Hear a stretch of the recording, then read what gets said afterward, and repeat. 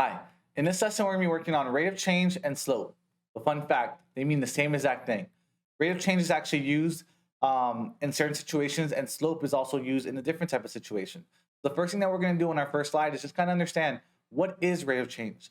Well, rate of change is usually used when you're given a table, a word question, a graph, and they're using more of like a real life situation. They'll ask you the rate of change between two situations.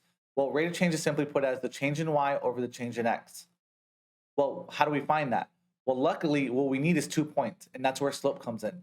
Slope is anytime that you're given 2 points, you're going to find the change in y over the change in x, but however, it's in a formula. You're going to do y2 minus y1 over x2 minus x1. So what I want you to do is, if you're writing this down, make sure that you highlight this, box it in, circle it, because that's the formula that's going to help you find the slope or rate of change in a given situation. But wait, what do we need? We need 2 points, two set of values. Well, what happens if it's going to graph? Well, maybe you learned this in the past. Well, slope is also represents how steep a line is, because we're looking for the change in y over the change in x. How steep is the line that's given to you? Well, technically, look at the picture. You're going to be given 2 points, point 1 and point 2, like you see in the picture on the left on the screen. Well, how steep is this line? You can determine it by how much do you go up and over. A saying that maybe you learned in the past called rise over run. How much do you go up and over? Going rise over run, going up and over is going to tell you your slope, which essentially is your rate of change. So whenever someone asks you, hey, find the rate of change, they just simply asking you to find the slope of the 2 points or the situation in the problem. But what does it essentially represent? It represents the change in y over the change in x, okay, or how steep a line is. So in the next situation, next slide, we're going to see what are the four slopes that we have to understand. There's four slopes that you have to know, but luckily you've already worked on two of them in a previous section. The first slope is a negative slope. It means from left to right, you're going on a downhill direction. You're going down, you're decreasing. A positive slope is whenever you go up, which is the next one. It's more of an uphill. You're going up. Undefined is the third one, which you go straight up and down. And the last one is a flat line, which is called a zero or a constant slope, depending on your teacher and your textbook that you're using. But a zero slope represents you're staying on a flat line. Now, you worked on the bottom two because an undefined crosses the x-axis and a zero slope crosses the y-axis. So I want you always to remember that whenever you're working with four slopes, you're only going to have either a positive and negative line, top two, or you're going to have a zero or undefined line, bottom two. And a zero stays flat, doesn't go up or down, hence zero. And undefined goes up and down, and it's called undefined because it's not a function. Okay, remember, it fails a vertical line test, what we learned in the previous section. Okay, in our first example, they're going to ask us directions. Find the slope of the line given the 2 points. I'm like, slope, what does it represent? It has a formula. The formula is y2 minus y1 over x2 minus x1. Now, what helps me is writing the formula out so I know the setup, but also I know that the first point is going to be known as x1, y1. The reason it's known as that is because it's your first point. And the second one is going to be called x2, y2. Now, if we just follow the formula setup says y2 minus y1. So what's y2? Y2 is 2 minus y1, which is 1, over x2 minus x1, which is going to be 5 minus 1. So my final answer, 2 minus 1, don't overthink it, is 1 over 4. And that is my slope. If I could simplify it, I would, but 1 over 4 is in the simplest form, so I'm done. What does 1, 4 represent? It represents that if I were to graph these points, which we are in a second, I'm going to go up 1 and over 4. Rise 1 over 4. But it means how steep is my line? It's technically 1/4 of how steep it is. Okay? All right. So now I'm going to go on to example 2. Example 2, same situation, -4, 8, 7, 3. So first thing I'm going to ask myself is find the slope of the line. I'm going to look at my formula. It's y2 minus y1 over x2 minus x1. I'm going to label the coordinates just to help me out. x1, y1. Why is it x1, y1? Because it's the first point. Remember, x comes before y, and that's how the coordinates work as well. x2, y2. I'm going to set up my formula. It's y2, which is 3, minus y1, which is 8, over 7. Be careful with this one. It's 7 minus x1, but x1 is -4. So I'm going to use a parentheses to kind of break it off. Now, hopefully you remember, what happens when you have two negatives next to each other? It turns into a what? It turns into a positive. So I'm going to actually turn this into a positive. And now the problem is 3 minus 8, 1 minus sign subtract, 8 minus 3 is 5, 8 is bigger, so it's negative 5. And the bottom is 7 plus 4, which is what? 11. So my slope, if it is negative 5 over 11. How steep is my line? Negative 5 over 11. What does the negative represent? It means that my slope is negative, which means what type of line do I have? I have a line that's going in a negative direction. It's falling, okay? And that's how I find my answer. All right, example 3. If you want, try, pause the video, try it, and then play the video back, and then we'll see if we get it right. So example A, it says find the slope of the line. Same formula, I'm just gonna write in the middle, y2 minus y1 over x2 minus x1. You already know I like to set up the points as x1, y1, x2, y2. It takes me only a few seconds, but it's gonna help me out. So I'm gonna use a formula. It's gonna be 3 minus 8 over 4 minus 4. I'm gonna work this out. Top gives me negative 5, and the bottom gives me 0. Wait a minute, what does that mean? Negative 5 over 0? It means technically, what does that represent again? You remember? Anytime 0 is underneath your function, anytime 0 is underneath your function, this answer is going to be known as undefined. How do I memorize this? I memorize it like this. Ready? Undefined is when 0 is underneath. Look at the beginning of the word. Under, kind of, undefined. I know we have to play with it a little bit, but every time I see under, I think of undefined. So anytime 0 is underneath the fraction, anytime 0 is underneath the fraction, I know my answer is going to be undefined. What does that mean? It means I'm going to have a vertical line. Vertical line. Look at the x's. You see how the x's repeat? They're 4 and 4. That's because they're both on the same x coordinate, which is an undefined line because it's a vertical line. Okay? And that's my answer for A. For B, same setup. I'm going to label them x1, y1, x2, y2. It's going to be 8 minus 8 over 5 minus, again, the x1 is negative, so I'm going to put parentheses. And I'm going to work this out. 8 minus 8 is 0. 5 minus 4, what happens? It's going to turn into a positive, so it's 5 plus 4, which is going to be 9. But at the end of the day, what's 0 over 9? It's not underneath, so it's not defined. 0 over 9 is always going to be 0. And this is going to be known as your 0 slope, a flat line. And that means it's going to cross which axis? The y. How do I know? Look at the y coordinates. They're both 8. So something that if you are good at memorization, when the x's repeat, it's an undefined line. When the y's repeat, it's a 0 line because you're going to stay on the x, which is up and down, vertical. And y, if you stay on the y, it's a flat line, meaning it's a 0 slope. Okay? Hopefully you got these right. I know it's kind of tough, and it's just because of the vocab words from previous lessons. Okay. Now we get on to example 4, but wait, it's a table. What do we do if it's a table? Well, technically, how many points are given to us? 1, 2, 3, 4. So because there's 4 points, I actually have more than enough. To find a slope, we need how many points? We need 2. They gave us 4. So what 2 do we pick? You can pick any 2. But here's a shortcut. First, remember in a previous lesson, we said f of x is also known as what? F of x is also known as y.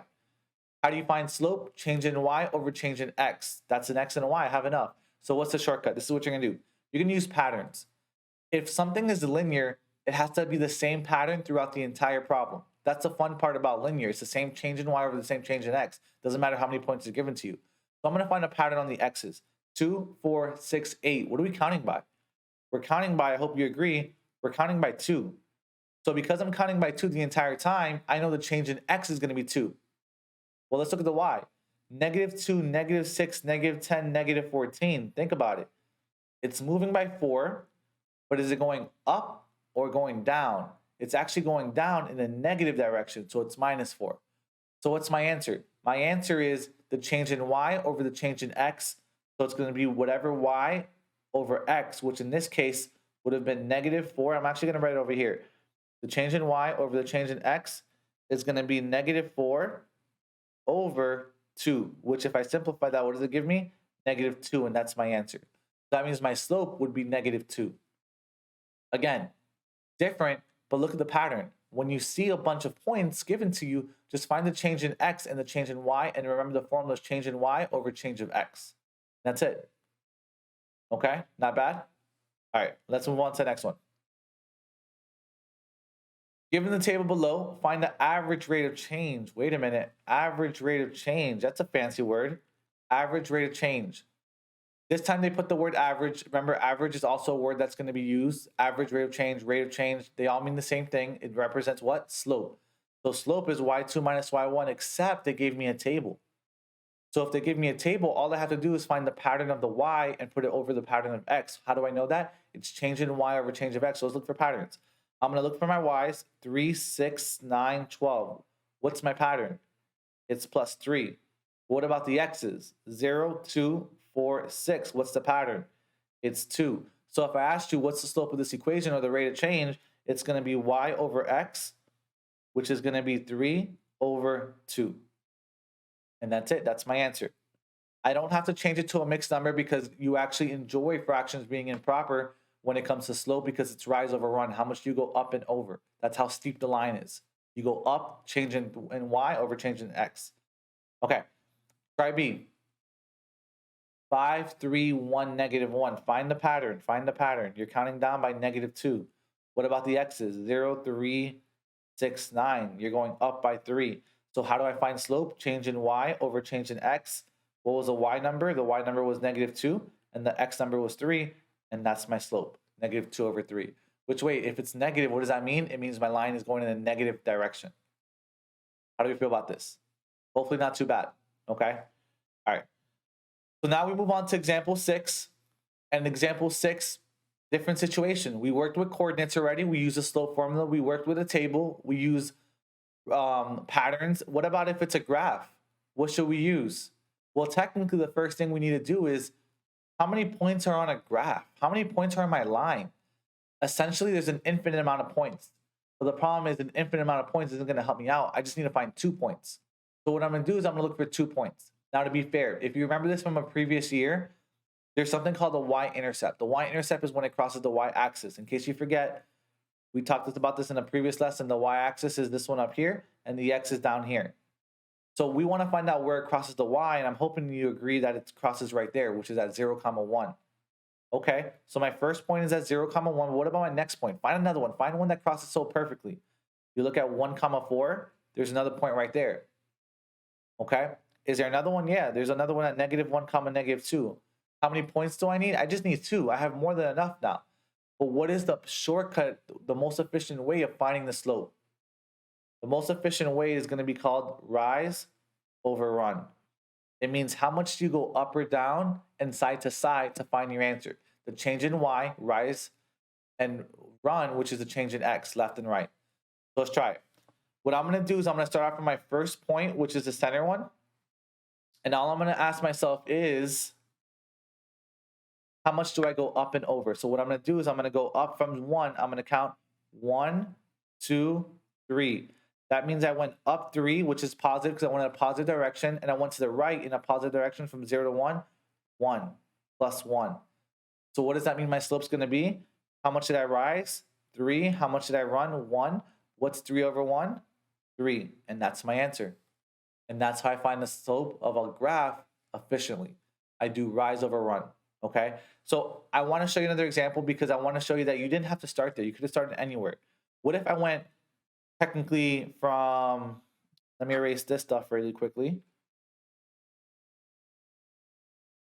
What if I went from this point right here, which is my y-intercept, always use that, all the way to negative 1, negative 2. Well, I'm going to, instead of rise, I'm going to fall. So how much did I go down? I went down 1, 2, 3. I went down negative 3, and I went over to the left, negative 1. Why negative 1? Because I went to negative direction. So what's slope? Slope is rise, which I fell negative 3. I ran negative 1, and negative 3 over negative 1 is still the same 3. So I want you to always remember, when you're doing rise over run, you want to go up and over pretty much in a straight line. Up and over. And that's how you find slope. How steep is this line? Okay? How did I know it was going to be positive? Look at the graph. Look at the answer. You're going in a positive direction. So always remember those little shortcuts. Okay, last problem. If you want to try it, pause the video, start it, and see if you get it right.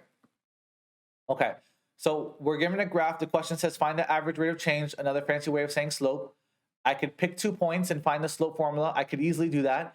Or because of the graph, the most efficient way is rise over run.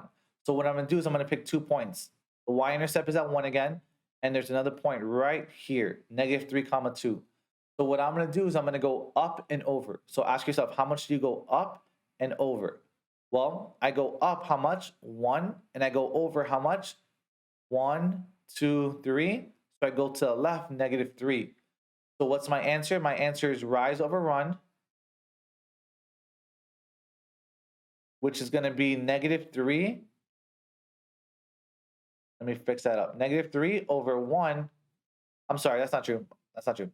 The rise is 1 over -3, which is simply going to be -1 over 3. And that's my final answer. Well, what happens if I didn't go to that point? What happens if I went to a different point? So let's try seeing if we went to a different point. What if that point wasn't the one you saw? What if you picked the 0, 1, but you also picked this point? Well, let's do the same thing. How much am I going to rise? Instead of rising, I'm going to fall. How much did I go down? I went down 1, so that's -1. How much did I go over? 1, 2, 3. I went 3 to the right, so that's a positive direction because my numbers are going up. So what's slope? Slope is rise, which in this case I fell, -1. And I ran how much? 3. Notice it's the same exact answer. Negative and then 1 over 3. That's how steep my line is. And that's how I do it. So recapping all this together. Slope is the same as rate of change, or also known as average rate of change. So make sure we write that down. Average rate of change is the same thing as slope. Average rate of change just represents the change in y over the change in x. If you're given 2 points, you want to memorize the slope formula y2 minus y1 over x2 minus x1. If you're given a graph, you want to memorize rise over run. How much do you go up and over or down and over? Be careful with the direction. If you go in a positive direction, it's positive. If you go in a negative direction, it's negative. And the last method is a table. A table, you could pick 2 points and find the slope, or you could just do patterns. How much do you count by on the y? How much do you count by on the x? And put the y over the x. And that's it. Okay. So thank you for watching and best of luck.